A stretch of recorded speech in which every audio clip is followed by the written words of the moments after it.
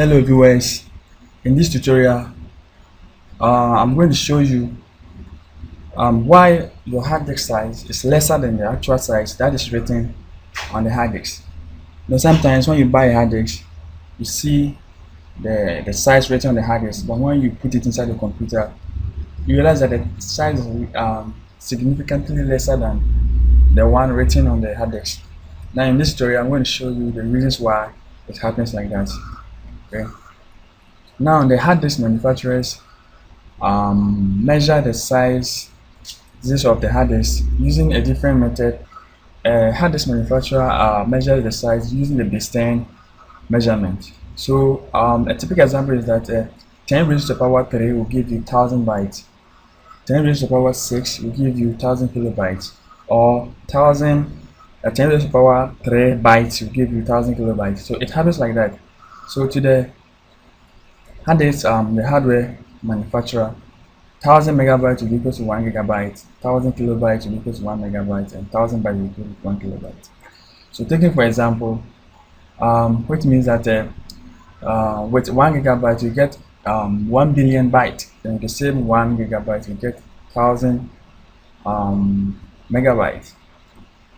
So taking for example, to a hard disk manufacturer, a disk of size 250 gigabyte will be 250 billion bytes. So it is static. It doesn't change to the hard disk manufacturer. It doesn't change.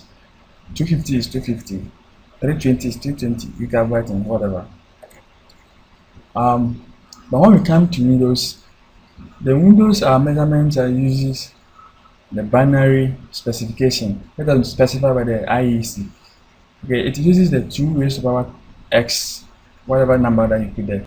So in this case, 2 raised to the power 10 will give you 1024 bytes. 2 raised to the power 20 will give you 1024 kilobytes.